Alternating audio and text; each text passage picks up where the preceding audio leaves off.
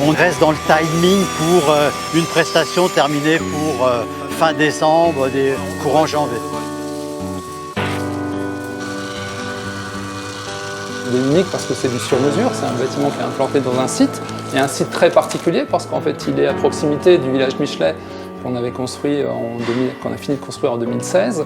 Et donc il est dans un site boisé, dans un lieu particulier, et donc il doit aussi être construit en relation avec l'extérieur. La forme du bâtiment, c'est pour les autres, c'est pour nous, c'est parce que pour le personnel, pour qu'on trouve le bâtiment agréable. Bon. Mais je pense que pour le résident, l'essentiel, c'est le confort, c'est d'avoir une chambre à eux, c'est d'avoir une salle de bain à eux, c'est d'avoir un univers acoustique, une vue sur l'extérieur, d'avoir une autonomie. Comme on a des personnes qui vont vivre, j'ai envie de dire, 24 heures sur 24 dans cet établissement, comment leur donner un cadre de vie qui soit leur lieu d'hébergement, mais en même temps qu'ils aient le sentiment d'être un peu à l'extérieur.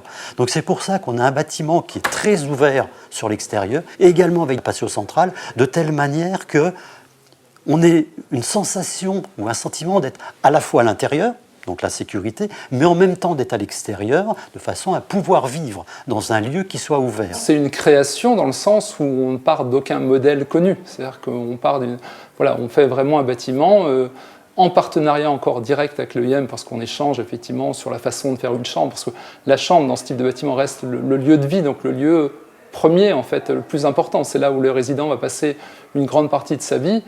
Donc c'est le premier lieu, et à partir de cette chambre, on développe le bâtiment en termes de sécurité, déjà sécurité des personnes, des résidents. Ça veut dire éviter le plus possible les angles droits, ça veut dire permettre au personnel de surveiller effectivement tout en préservant la liberté des résidents, mais d'avoir un contrôle effectivement régulier sur les résidents. On leur laisse la possibilité de se promener, on leur donne un univers chaleureux, dans lequel on peut toucher les matériaux, parce qu'effectivement on a à la fois des matériaux froids, des matériaux chauds.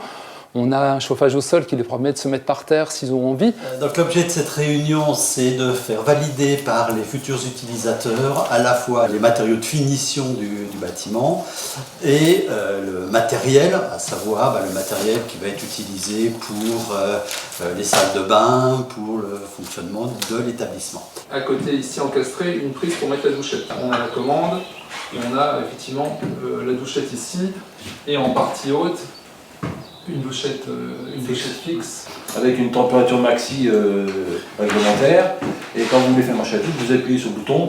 On a un tempo qu'on règle mettons, entre 30 secondes et une minute, et puis ça s'arrête automatiquement. Ce qu'on dit, c'est qu'il faut agir en bon père de famille.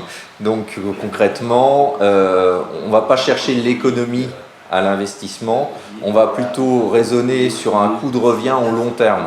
Un sol, il vaut peut-être mieux mettre 10 € de plus au mètre carré au départ et faire en sorte que le sol dure 2 fois plus longtemps. L'idée, c'est quand en rafraîchissant de diminuer le nombre de clim. Après, puis maintenant, vous nous dites combien...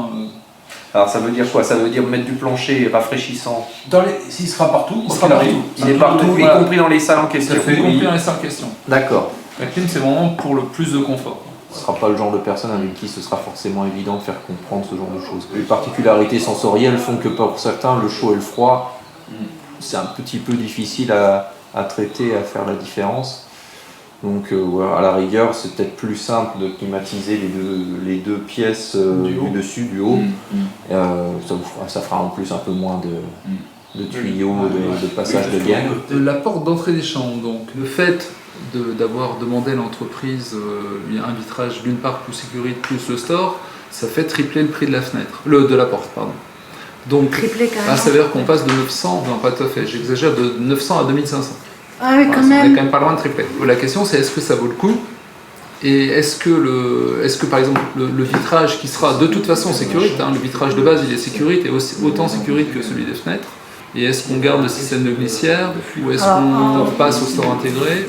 Moi, ça me gêne quand même sur l'intimité de la personne, de laisser comme ça l'Oculus sans pouvoir à un moment donné le fermer. Non, mais de toute façon, on peut le fermer.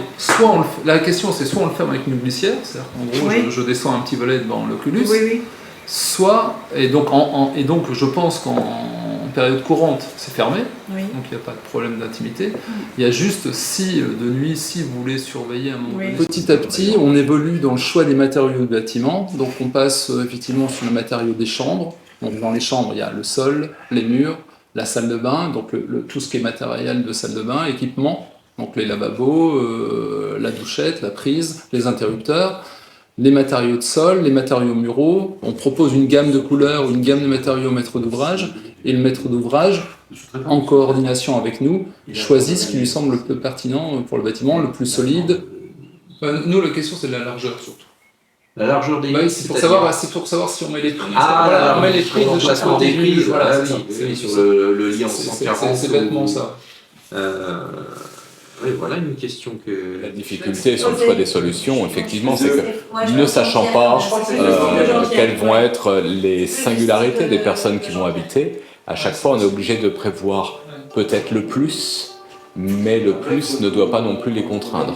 Donc c'est tout l'exercice délicat de se dire que peut-être on peut avoir des personnes qui vont avoir des comportements agressifs, répétitifs, et puis peut-être on a aussi des personnes qui vont être dans une situation plutôt d'apaisement, puisque l'objectif est aussi de leur permettre d'acquérir une certaine autonomie. Il y a donc un défi architectural, il y a un défi de recrutement, il y a un défi de formation, et il y a un défi organisationnel de planification et de structuration de l'action professionnelle sur l'année à venir. C'est une réponse en respect du maintien des liens familiaux, puisque le projet de vie est au cœur et le projet familial est au cœur de cette réponse. Nous aurons fait ce qu'avant nous n'avions jamais réussi à faire. Donc c'est un progrès social. C'est une grande fierté pour moi de participer à ce projet et d'avoir été choisi et valorisé en ce sens. Quand on réussit là où tout le monde avait échoué avant, on a de quoi être fier. Mais potentiellement à l'ouverture, pour avoir déjà vécu ça, ça peut être une vraie cocotte minute sans soupape qui explose. Donc là, nécessaire d'être hyper vigilant et hyper présent. Il est important pour que ce type de projet puisse se mettre en œuvre